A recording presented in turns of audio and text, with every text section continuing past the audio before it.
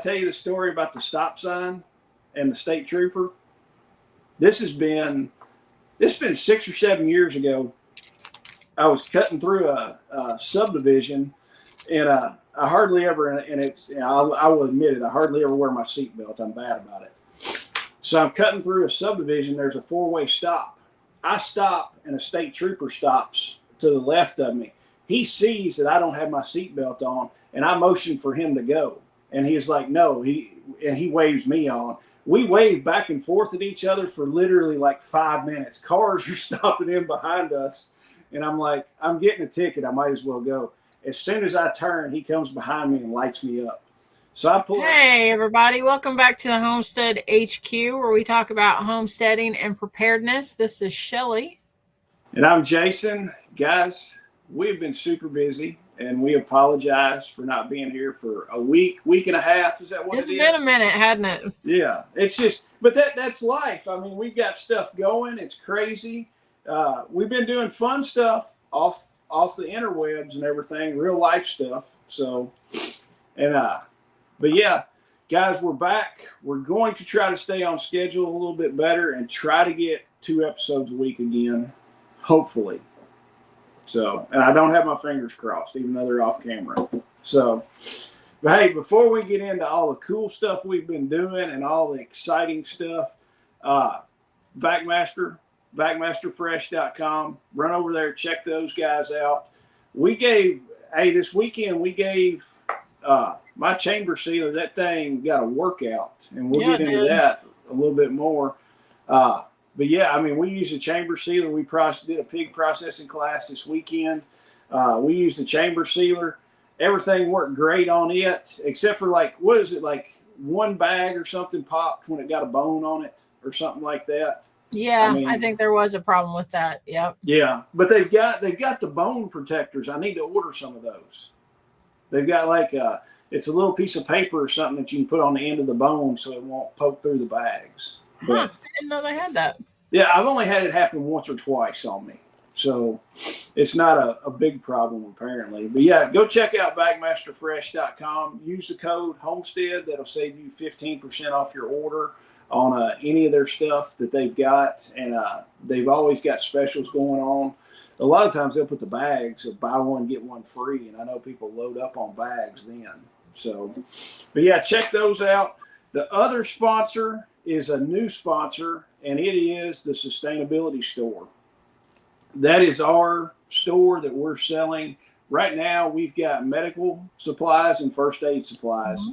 It's on the website at KentuckySustainableLiving.com. Go check that out. Shelly, you can kind of tell them some of the cool medical stuff we've got. And if it's not on the website, contact us and we can get it for you pretty much. Well, are we going to get into that in a little bit, or do you want to talk about it now? Yeah, we'll get into it in just a little bit, but That's kind of going to be the main topic. So, Shelly, homestead happenings. What have you done besides live down here Saturday? Not much. So doing the pig processing at Jason's Saturday, that's the first time that Jason and I have ever taught. I mean, I'll take that back. We've done pig processing stuff with like our KSL group and, friends and stuff, and had people out to my place and had people out to his place. Saturday was the first time that we ever taught that class to people that we didn't know. I mean, there was a few people in that class, but most of the couples that came, we didn't know them. It was really cool. There was, like varying degrees of knowledge or experience going into it. Some people there was actually a couple there that had processed like 3 hogs the weekend before. Yeah. And was just wanting to come and learn some more skills. But I love being able to show people how to do something like that and take away. And I just know how I feel, or how I felt when I first learned, the first time that I went to a class. Billy Bond from Permapasture Farm taught the class that I went to, and it was scary to me. I mean, for one, you have that big animal, but it was scary to me to think about even after it was already dead and not having to do that part, but breaking it down and doing it correctly and food safety and all of that stuff. And I love being able to take something that seems so like such a big task and making it to where people are like, oh, I think I can do this. I feel better about this now, and not being so intimidated by it. Oh yeah, that and I do. I mean, I enjoy teaching the people with it, and you can kind of see sometimes that aha moment with people. Mm-hmm. That light bulb comes on, and they're like, "This is not as complicated. It's not rocket surgery." So, and that's the part that I really like about it. Everybody had a good time. I enjoyed doing it, and this was our first class where we taught, like you said, where we taught people that we didn't know. Just as an actual formal class. And then talking about the food safety, I kind of went over some of it. I've got a process of the way I like to do it. I like to do all the dirty stuff outside. So I like doing it that way. We'll skin, gut, and split the animal, cut the feet off, take the head off, and do all the dirty stuff outside. And then once we pull in the shop and lay it on the table, other than cutting the back feet off, we're in a kind of a clean environment, and we wash all our knives and do all that. And that's one of the big things, food safety with me, is making sure that you don't, contaminate and get manure and dirt and everything else on your meat kind of stuff. But it was a good day with that. Now Friday, Mike Shepard came over, and Greg and Mary Beth came over, and kind of the way we did it, we wanted to have enough meat for everybody to cut, because we had 10 people come to the class. So we had talked about it, and we're like, let's do 2 pigs. We'll have plenty of meat. Everybody can cut on different parts of it and everything. So you were stuck at work. You were supposed to come and help, but apparently I couldn't take off work because my well, that was the week I had an aunt that passed away, and so I had to take off earlier in the week to go to that funeral and everything. So it just didn't work out that I could be there. Yeah, I know. I'm just giving you grief. It was fine, but Mike Shepard came over. Greg and Mary Beth came down on Friday, and I tell you what, we didn't start until noon. We went, killed that pig, started at noon, shot the pig, brought it down. And what we did, we just took it, skinned and gutted it, and split it in half, and then blocked it out into the primals and stuck the primals in the refrigerator for the night. We were done in less than 2 hours. And I was like, I'm thinking, man, it's going to be getting dark. We're going to be down here. It's going to be a heck of a night. But just the 4 of us, and Greg and Mary Beth had really never done, they had done lambs before with us. But we were done in like 2 hours. I'm like, shoot, this is all right. So, and that was the bigger of the pig. We had that pig we did Friday. It weighed 457 is the live weight on it. And then the one we did on Saturday, what was it, like 414 or something like that? Yeah, I think that's what it was. Yeah. So, you're looking close to 900 pounds of pig is what we did on Friday and Saturday. Well, and you figure 900 pounds of pig, so that means that you probably got altogether, what, about 500 pounds of meat, something like that? What's 60% of that? 522. And all of that, you got all of that packaged up with that VacMaster chamber sealer. And it ran like a horse. It was, the thing just didn't die. It did a great job. Well, I know on Saturday before you left, because you had to get back home, there was 168 pounds of sausage is what we wound up grinding. And as we were grinding it, we were bringing it over to the table, and y'all were weighing out the bags and everything. And just that thing did not stop. And it didn't, it didn't miss a beat. And if you'd had a food saver or something, that it probably would have killed it. Oh, yeah. Because I don't know how many times we used, every time before we got our chamber sealer, every time with it, we would do that with a food saver. I've probably bought 3 food savers since 2020. Yeah. Because when we would process a big hog, it just wear that thing out. So those chamber sealers are the bomb. Oh yeah, I mean, and it's made for a continuous duty cycle. Your food savers are made to seal up one little thing and then be done with it. I mean, heck, I've had before with a food saver when I've taken a whole ribeye and cut it into steaks. I've had the food saver after about 4 or 5 bags. It's kind of like I need a break. But I mean, I finished packaging the stuff the other day that like the pork chops and the tenderloin and stuff like that.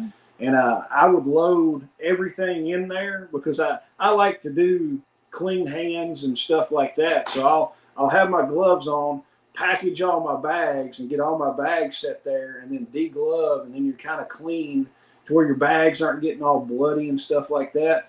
So I had probably 30-something bags all set and ready to go.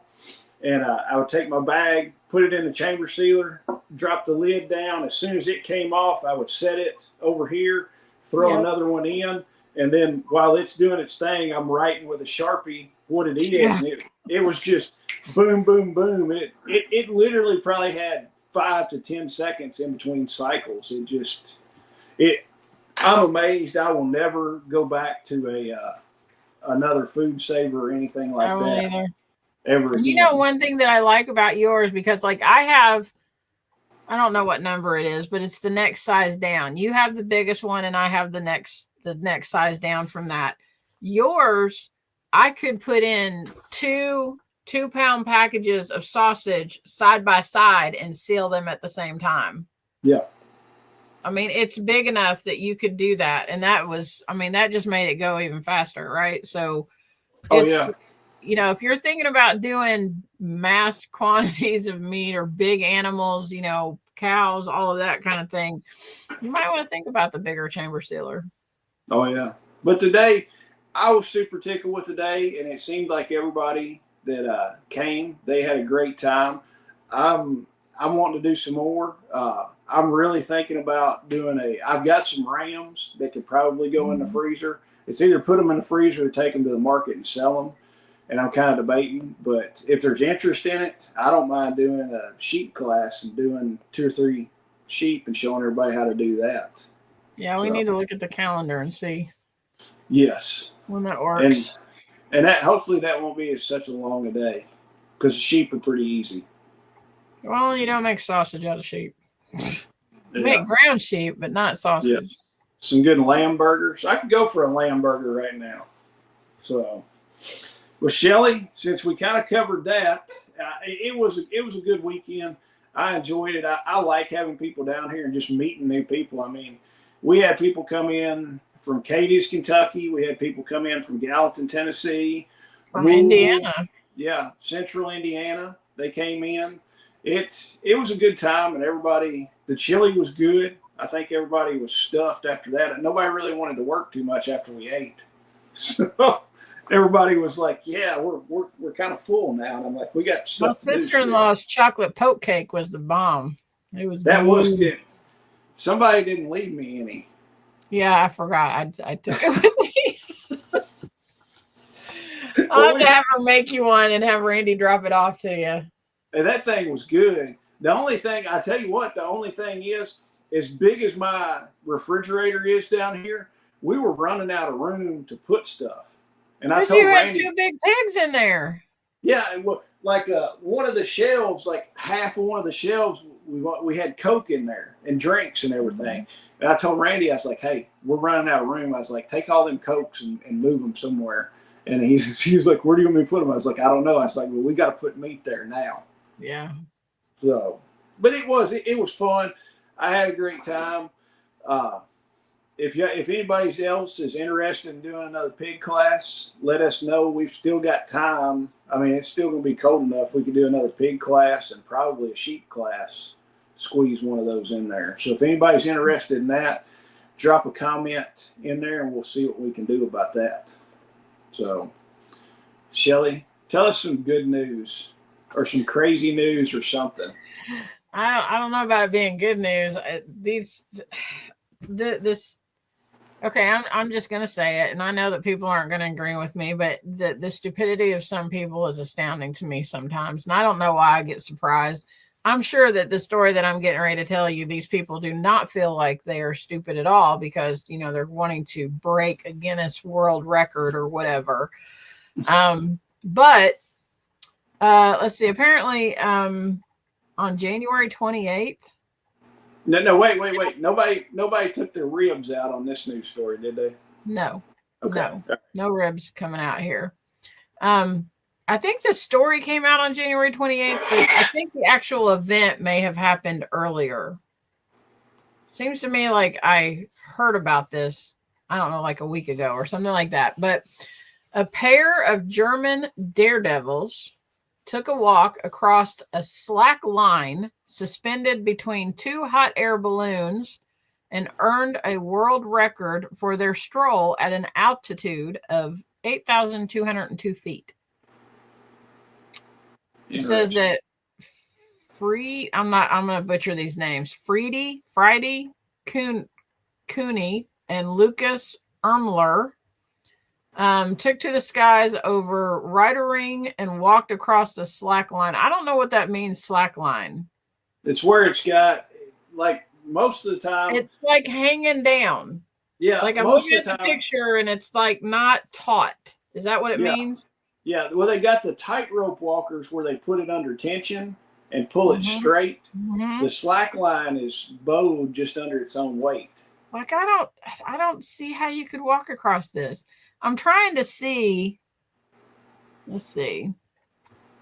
And they were talking about how like they were intimidated about all of this and everything. I don't understand why they would do it, but I'm trying to see. It doesn't look like they have like harnesses on. But maybe no, I think they do. This guy looks like he's wearing a harness. I don't understand this. I don't know why. Why would you do this?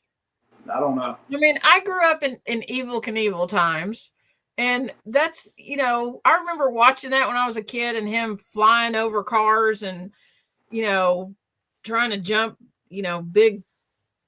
Didn't he try to jump the Grand Canyon or something? It seems to me like he tried to jump over the Grand Canyon. I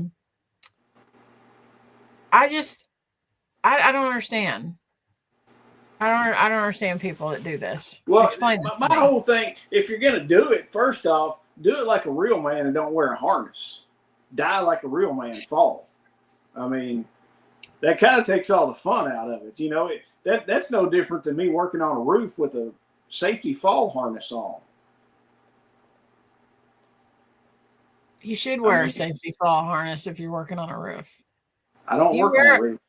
I don't work on roofs very much. Yeah, don't get on the roof without a safety fall harness. Well, I did. It says that the previous record that was on this was for 6,236 feet, and that was set in 2021, and these guys exceeded it. They went 8,202 feet in the air with hot air balloons. So there's that too. I don't know. And if I was going to do it, and I don't know what the height is for a parachute to be effective. If I'm going to do it, it's going to be at parachute height effective, and I'm going to have a parachute on. Yeah, he's not wearing a parachute. Yeah. But I will just say I'm not going to do anything that stupid. I've done stupid stuff in my life, and I've never thought about me and my fraternity brothers like, hey, let's go get 2 hot air balloons and string a rope in between it and walk it. I mean, as much as we've drank in our lives, we never got drinking that much to think that was a good idea. I don't know that I would I don't know that I would have balance good enough to walk a straight line on a sobriety test. Yeah. Like being sober. So I don't see me. Yeah, I would never do this. Oh, hey, funny story about sobriety test. I was the designated driver, and this is back in the day in college, and when I was in a fraternity, I was the designated driver. So I was taking everybody from the party. It was a party out on 3 Springs Road. This fraternity had their beach party. They had like 3 triaxles of sand delivered to this rental house, and they spread it in the backyard. So the whole backyard was nothing but beach. And So anyway, I was running people from the party back to the fraternity house. I had a standard cab Chevrolet truck, and the last load of people, there were 3 girls, drunk as Cooter Brown, and they're like, "Can you take us back to our apartment?" I was like, "Sure."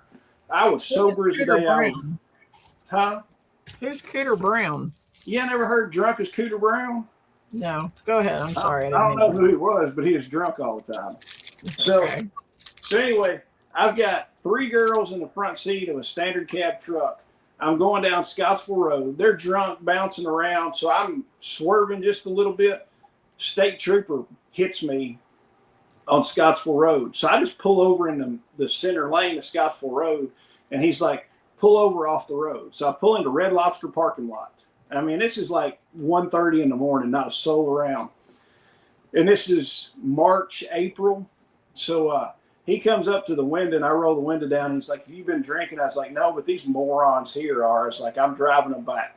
And he is doing the flashlight to shine it in my eyes and moving it. And apparently I failed that. So he was like, "Can you get out of the vehicle?"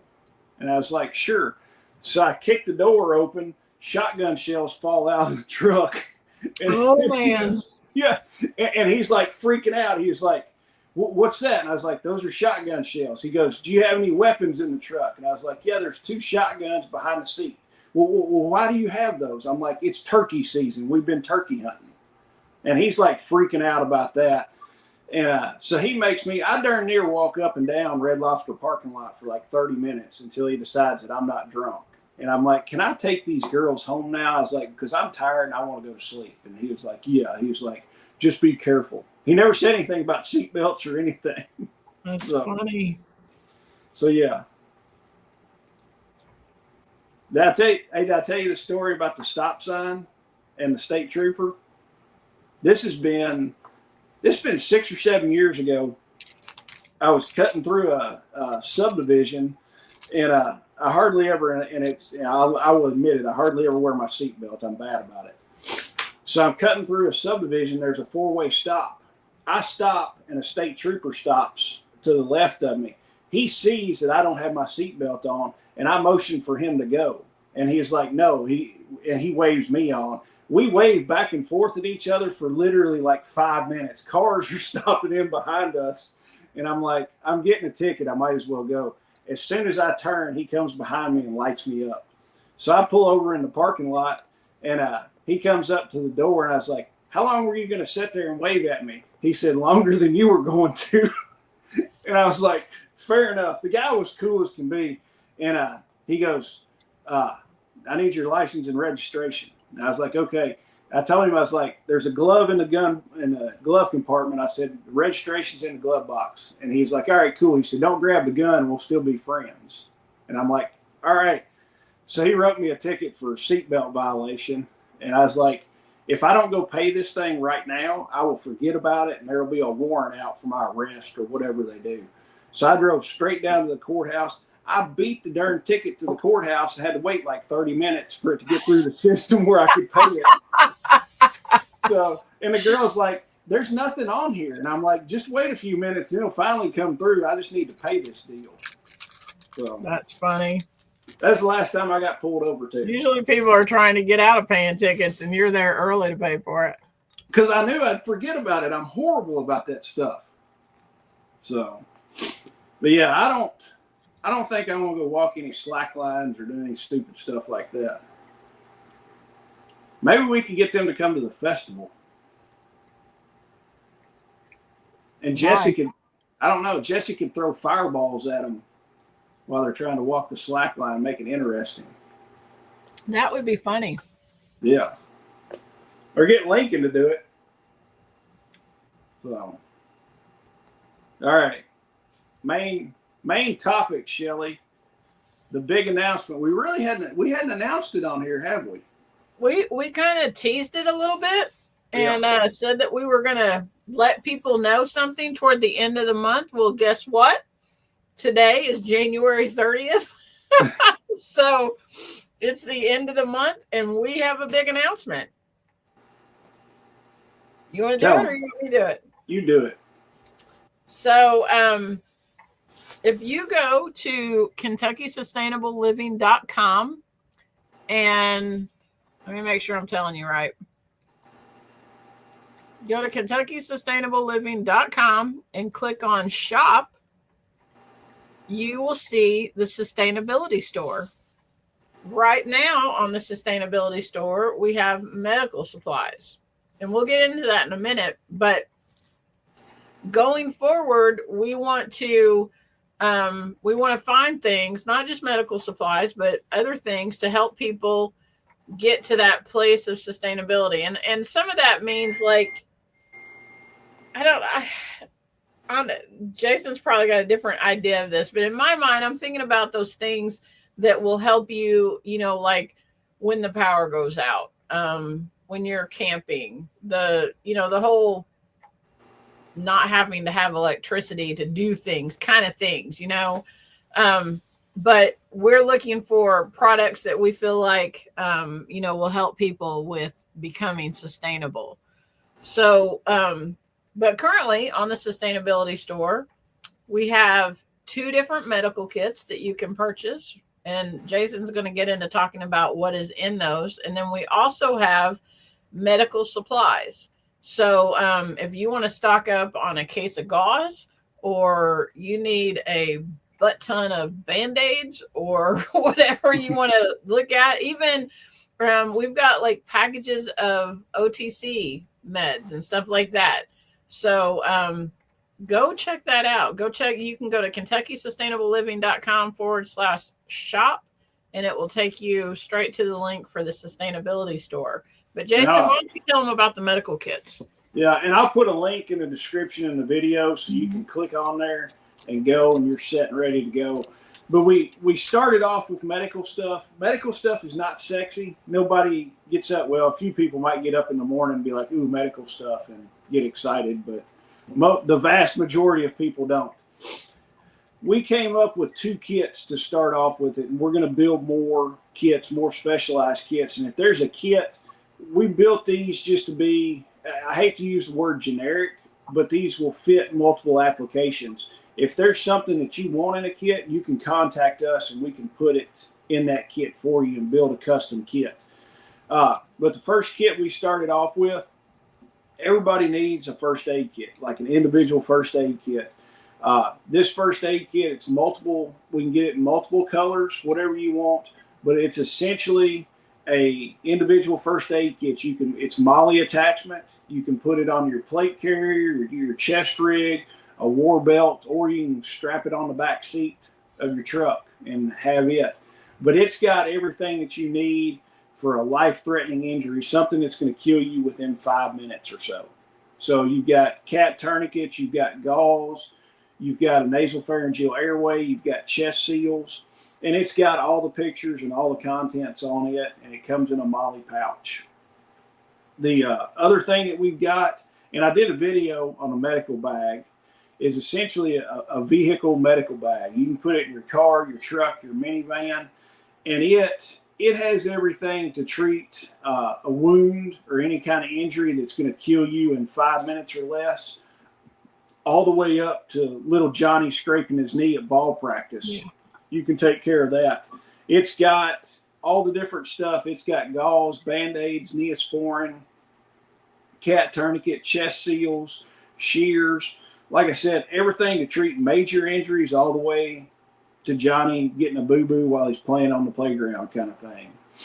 But we can customize these kits for you. If there's something else that you want in there, let us know. We usually on the kits, you're looking at about a 1 week lead time for us to get them built and shipped out to you. Sometimes it might be a little bit quicker, but we usually hold it at a week is what we can get it shipped out to you for. And then if there's something else that you want, we're going to build some other kits. Kind of give us some feedback. Leave some comments of what you would like to see in these kits and stuff like that. After you go cruise the website, check it out, and if there's something that you think we forgot, give us a comment and tell us, hey, you should have thrown this thing in there. So, Shelly, can you pull the website up and go over some of the stuff that we've got? I mean, we're carrying all the major brands. We are a dealer for North American Rescue and TACMed Solutions. North American Rescue makes the cat tourniquets. TACMed makes the soft T tourniquet. So just a few other things that we have besides the kit. We have an ouch pouch. Comes loaded with a bunch of Band-Aids, some like alcohol prep pads, triple antibiotic ointment, all of that kind of stuff. It's real easy to keep it in your purse or in your glove box or, wherever. Restock, you can restock your medical bag if you use all the stuff out of there, the vehicle med kit. And then we have a gauze bundle kit that has just a bunch of different types of gauze that you can use to restock your medical vehicle kit. And then we have an OTC bundle that has like the small packets of, you've got like ibuprofen, acetaminophen, Benadryl, Tums, just all of that kind of stuff in that little packet. And again, easy to keep in your glove box, your purse, on the go, whatever. As far as, let me go back one. Medical supplies.